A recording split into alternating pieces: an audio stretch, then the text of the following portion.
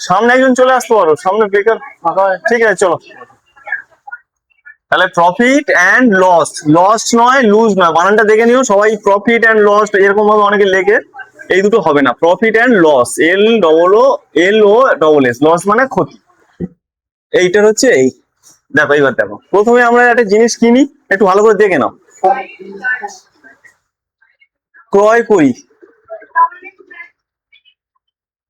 ক্রয় করি বা কিনি, কেনা। তারপর কি করি? বিক্রয় করি, বিক্রয় করি বা হচ্ছে বেচা। প্রথমে এই কাজটা হয়, তাই না? প্রথমে এই কাজটা হয়, তারপরে এই কাজটা। আমি যদি একটা দোকানদার মনে করো হাওড়া গেছে, হাওড়া গিয়ে ফুল কিনতে গেছে, ফুল কিনলো, গোলাপ ফুল কিনলো, 10 টাকা করে গোলাপ ফুল কিনলো। এখানে কি 20 টাকা করে বিক্রি নাহলে তার লাভ হবে না তো, তাহলে এটা কম হবে। এটাকে ইংরেজিতে একটু দেখে নাও, টার্মগুলো, হ্যাঁ, কস্ট প্রাইস বলে, কস্ট প্রাইস। এইগুলো দেখে নাও, আমি ইংরেজিতেও দেবো মানে, কেন ইংরেজিটা জানতেই হবে। কস্ট প্রাইস সংক্ষেপে কি বলি আমরা? সিপি, সি আর পি, এই দেখো সিপি হলো, সিপি বলি। আর বিক্রয় করি মানে বেচা, বিক্রি করছে। তাহলে 10 টাকায় কিনে আমি 20 টাকা করে বিক্রি করছি, তবে আমার মানে ব্যবসা টিকবে, তাই না? না তো লস হয়ে যাবে। তাহলে আমি এটা কি বলি? Selling price, SELLING। এটাকে বলে SP। এই দাও হলো।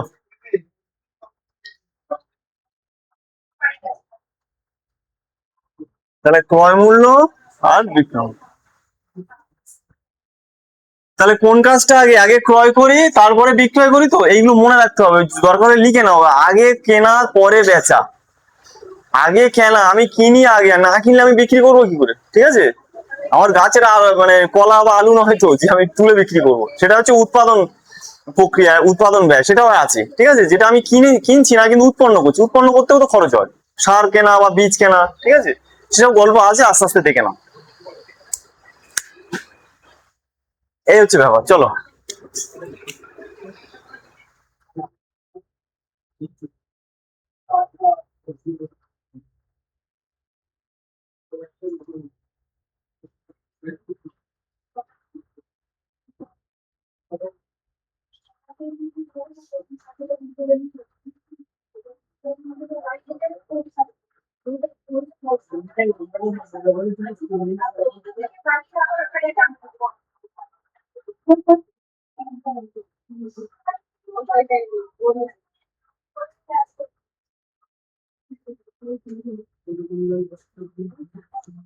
এইগুলো আগে নোট করে নাও, হ্যাঁ? আগে কেনা পরে বেচা।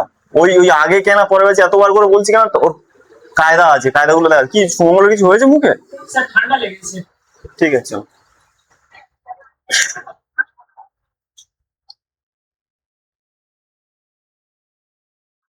এটা বলো, একজন বলো, প্রবীণ বলো, এটা লাভ কত হচ্ছে? হ্যাঁ, 2 টাকা তো।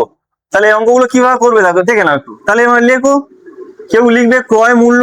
আচ্ছা, এটা ক্রয় করি কেনা, এটা কস্ট প্রাইস মানে ক্রয় মূল্য, হ্যাঁ, এটা ক্রয় মূল্য। মূল্য প্রাইস মানে মূল্য, ক্রয় মূল্য, এই দেখো ক্রয় মূল্য। আর এটা হবে কি? বিক্রয় মূল্য। সেলিং প্রাইস মানে বিক্রয় মূল্য। এই, তাহলে এখানে লেখো ক্রয় মূল্য, বা কেউ সংক্ষেপে সিপি লিখতে পারো। এটা এইভাবে সলভ করবে। দেখো, প্রথম প্রথম এইভাবে সলভ করতে হবে, তারপরে তুমি জাম্প করবে। ক্রয় মূল্য কত? 10 টাকা, এইভাবে লেখো। বিক্রয় মূল্য কত? 12 টাকা। অতএব লাভ, লাভ তো, ক্ষতি নয় তো, লাভই তো হচ্ছে। বিক্রয় মূল্য বেশি মানে লাভ হচ্ছে। লাভ কত? 12 - 10, 2 টাকা। এই, এভাবে লেখো।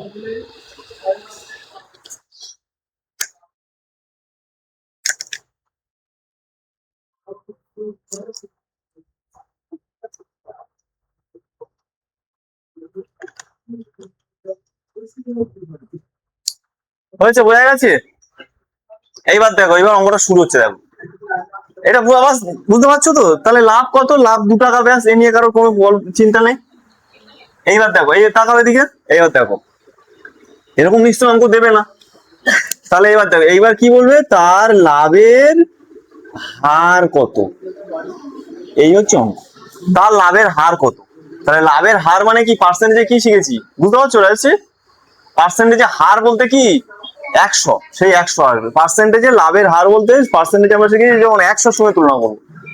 আমি 500-র মধ্যে 280 পেয়েছি, তাহলে আমাদের মনে একটা ধারণা আসে কি যে 100-র মধ্যে কত পেয়েছি, ধারণা আসে না।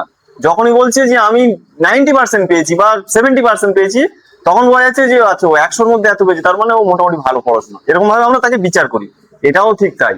আমরা তো 10 টাকার মধ্যে লাভ পেয়েছি 2 টাকা, তাহলে লাভের হার কত, তার মানে এই দেখো, তখন আমাকে 100 টাকার মধ্যে কত লাভ সেটা আমাকে নির্ণয় করতে হবে। 10 টাকার মধ্যে 2 টাকা লাভ, তাহলে 100 টাকার মধ্যে কত লাভ, তাহলে লাভের হার এইরকম ভাবে। তাহলে এই দেখো, এটা হচ্ছে লেখো ক্রয় মূল্য, আর এটা দেখো লাভ। ক্রয় মূল্য কত, 10 টাকা, লাভ কত, 2 টাকা। দেখো এটা দেখো, এবার ক্রয় মূল্য কত, এবার 100 টাকার মধ্যে কত সেটা আমাকে বের করতে হবে। এই 10-এর নিচে 100 বসাতে হবে, আর এই 2 টাকার জায়গায় এই 100 দিলে এখানে কত হবে এটা নির্ণয় করতে হবে। তাহলে দেখো, এই দেখো এদিকে দেখো, এই 10-এর সঙ্গে কত গুণ করলে 100 হয়, 10 গুণ করলে 100 হয়। তাহলে 2-এর সঙ্গে 10 গুণ করে দাও, 10 দুগুণে 20, তাহলে 20% লাভ বা 100 টাকায় 20 টাকা লাভ। ঠিক আছে, এবার একটা ক্ষতি দিয়ে দেবো।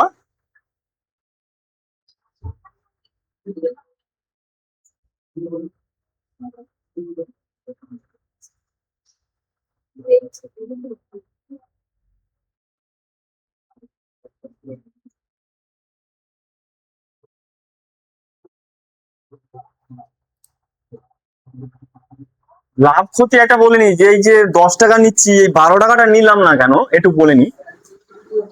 আমরা কিনেছি 10 টাকায়, সবসময় ক্রয় মূল্যের উপর লাভ ক্ষতি হয়। ঠিক আছে, এটা নিয়ে আমি তুলনা করবো না, এই 12টা নিয়ে এখানে দেবো না।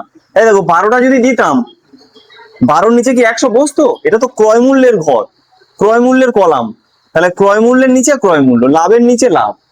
ঠিক আছে, এটা 12টা হচ্ছে বিক্রয় মূল্য, বিক্রয় মূল্যের উপর লাভ লস হয় না। যদি বলে দেয় বিক্রয় মূল্যের উপর লাভ লস, তখন বিক্রয় মূল্য ধরবা, না বললে ক্রয় মূল্য। ঠিক আছে, না বললে সবসময়ের জন্য ক্রয় মূল্যের উপর ক্ষতি হবে। আমি 100 টাকায় একটা জামা কিনেছি, আমি আমার একটা দোকান দিয়েছি, ঠিক আছে, সেই দোকানে যদি 100 টাকার জামা কিনেছি, নিয়ে আমি 150 টাকা বিক্রি করেছি, 150 টাকার উপর আমার লাভ ক্ষতি কি নির্ণয় করবো? আমি কিনেছি তো 100 টাকায়, ওইটার উপর আমি ডিপেন্ড করবো। আমি শেয়ার মার্কেটে, অনেকে জানো কি, শুনেছো, ওটাও একটা ব্যবসা তো। শেয়ারে আমি 1000 টাকা ফেলেছি, আমি মনে করো ওই ওই যে কি বলে বলো না, ওই খাবার দেয় ওরা কি, জোম্যাটো, জোম্যাটো হচ্ছে, আমি 1000 টাকা ওখানে ফেলেছি, 1000 টাকা পরের দিন দেখা গেলো যে শেয়ার মার্কেট লাভ লস হয়ে আমার 150 টাকা দিই, মানে মানে 1150 টাকা আমার ব্যালেন্স হয়ে গেছে। তার মানে কি, আমি 1000 টাকায় তো তুলনা করবো যে আমি 1000 টাকায় তো ফেলেছি, 1000 টাকায় ফেলে আমি 150 টাকা লাভ পেয়েছি, এটাও ঠিক সেরকম। এটা হচ্ছে ক্রয় মূল্য, এটা আমার, এই টাকাটা আমি পকেট থেকে বের করে দিয়েছি যে ভাই আমার ফুল দাও, আমি এটা দোকানে বিক্রি করবো, আমি এটা এটা দিইনি, এইটা আমি বিক্রি করেছি, তাহলে এর উপর আমি ডিপেন্ড, মানে আমার নির্ভর করবে লাভ না লস কত। ঠিক আছে, তাহলে এই ছকটাই একটা ক্ষতি দিয়ে দিচ্ছি, দেখো করো, এটা লাভের গল্প চলে গেল, জাস্ট এই দেখো, এইটা চেঞ্জ করে দিচ্ছি, দেখো একটা জিনিস চেঞ্জ করে, এটা 9 টাকা ক্ষতি, 9 টাকায় বিক্রি করলে তার ক্ষতির হার কত, এইটা করো। প্রথমে ক্ষতিটা বলো কত। এক দোকানদার 10 টাকায় একটা বই কিনেছে, 9 টাকায় বিক্রি করেছে, তার ক্ষতি কত পাইল, 1 টাকা। তাহলে এবার ক্ষতির হারটা বের করো, 10%। যারা পারছো না করো, চেষ্টা করো, বা কি করে হয় আমি দেখাচ্ছি। এই ছকটা করতেই হবে, এই ছকটা, এই ছকটা করে আমাকে দেখাও। আর প্রথমে এরকম লেখো, ক্রয় মূল্য, বিক্রয় মূল্য, এটা লাভটা ক্ষতি হবে, তারপর এটা করো।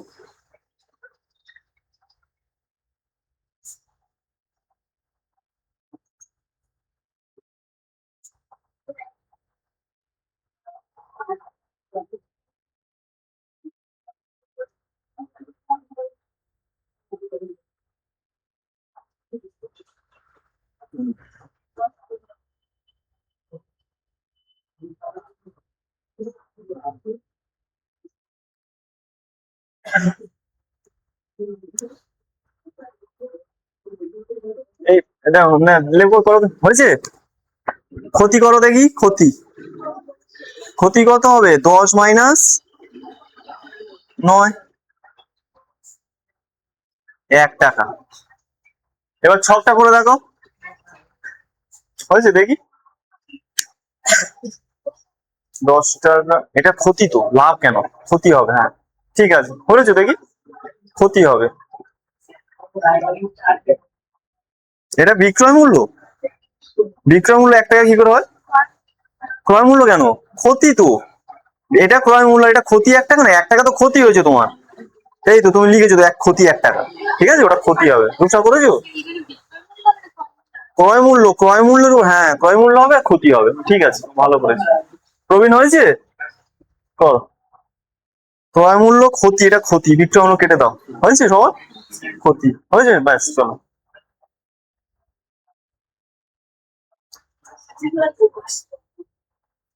এই দেখো, ওই লাভটা কি হবে? ক্ষতি হবে, লাভটা ক্ষতি হবে, ক্ষতি। তাহলে এটা 10 টাকা, 10 ছিল, 10 টাকা কিনেছে, 10 টাকা, বিক্রয় মূল্য হবেই না। আরে দেখো ক্ষতি কত? 1 টাকা না, এই তো 1 টাকা, সেই 1 টাকাটা এখানে বসিয়ে দাও। এবার এটা 100 টাকা কত ক্ষতি? তাহলে বলো, এই দেখো 10-এর সঙ্গে গুণ করেছি, 10 হয়েছে, তাহলে এটার সঙ্গে 10 গুণ করলে 10 হবে। অথবা তুমি এটা এদিকে এদিকে না করে তুমি পাশাপাশি করতে পারো, এটার সঙ্গে এটা করতে পারো, একই ব্যাপার। 10-এর সঙ্গে এটা করতে গেলে কি হবে? 10 দিয়ে ভাগ করতে হবে, দেখো 10-কে 10 দিয়ে ভাগ করলে 1 হয়, তাহলে 100-কেও 10 দিয়ে ভাগ করো, 10 হবে, ঠিক আছে, যে কোনো যা খুশি।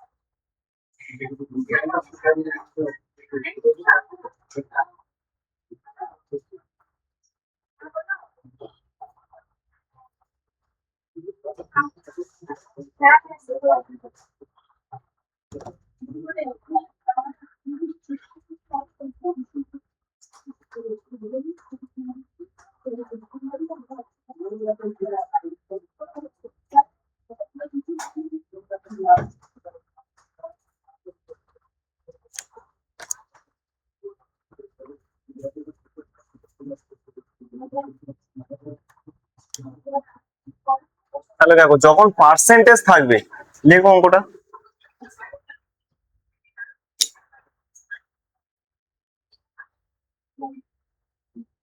আগের দুটো যে অঙ্ক দিলাম ওখানে পার্সেন্টেজটা আমরা বের করেছি, তাই তো? এখানে পার্সেন্টেজ দিয়ে দিয়েছে, যদি পার্সেন্টেজ দিয়ে দেয় তাহলে আরো ইজি হয়ে যাবে। দেখো কিভাবে ইজি হচ্ছে, দেখো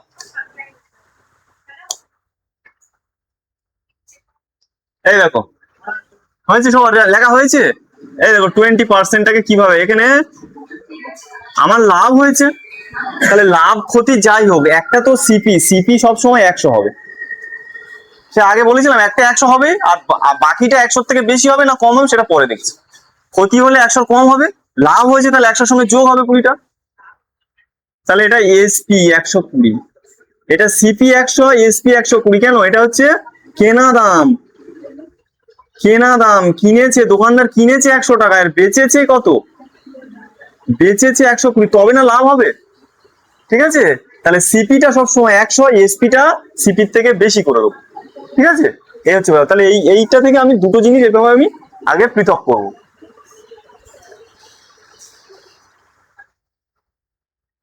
দেখো বুঝতে পারছো? এবার দেখো, তাহলে পেনের কি বলেছে? পেনটা বলেছে এই 18টা কি বলতো, ক্রয় মূল্য না বিক্রয় মূল্য, কেউ একজন বলো।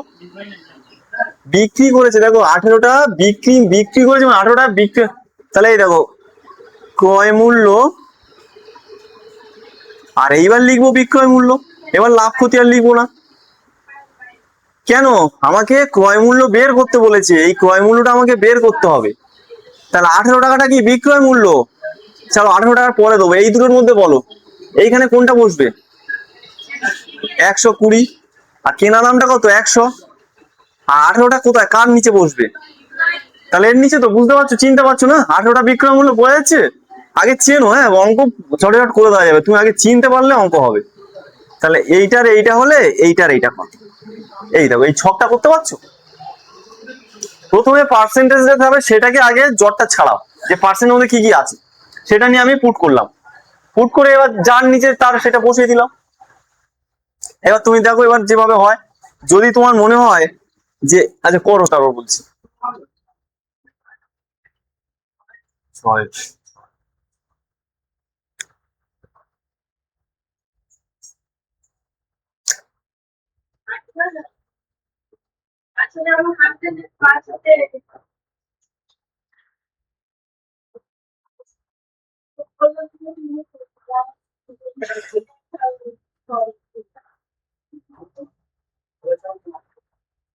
কত উত্তর হয়েছে? হ্যাঁ, 15 হবে এক্সাক্ট। তাহলে এদিকে দেখো, এদিকে আমরা কি কাটাকাটি করতে পারছি? পুরোপুরি কাটছে, বা এটা কাটছে? পুরোপুরি কাটছে না। যদি পুরোপুরি না কাটে, কাটবে, কায়দা করলে কাটবে, আমি সেটা পরে দেখাই। তাহলে এর নিচে এইটা বসিয়ে দাও, এই 100-র নিচে 120টা বসিয়ে দাও, আর 18টা তো গুণ হবে, এরকম পরে কাটাকাটি করে নাও। ঠিক আছে?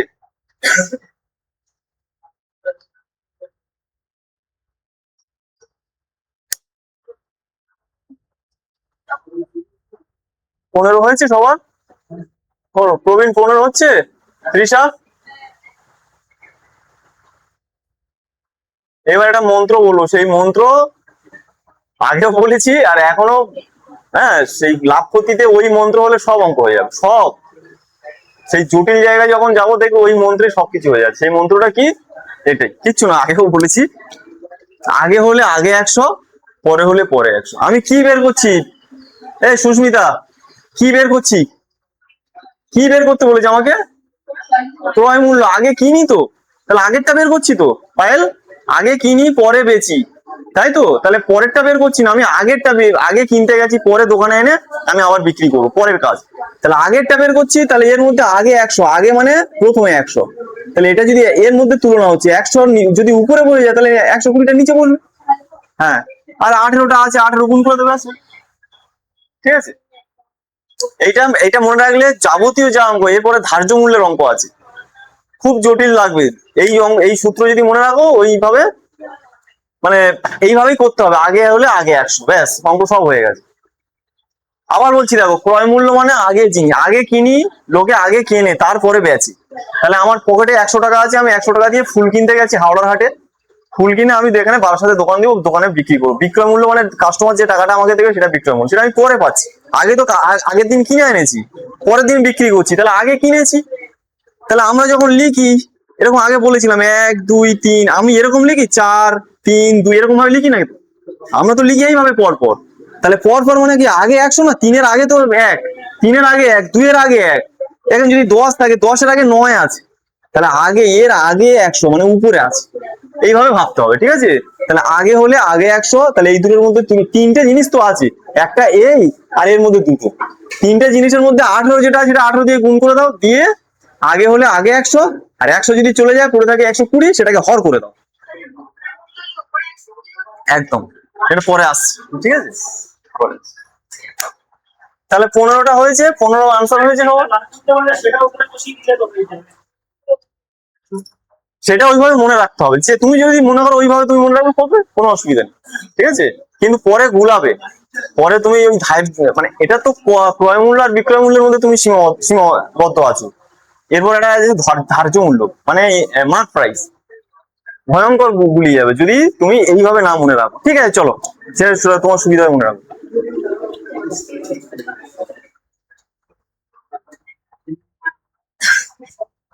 তাহলে একটা ক্ষতি দিয়ে দিই।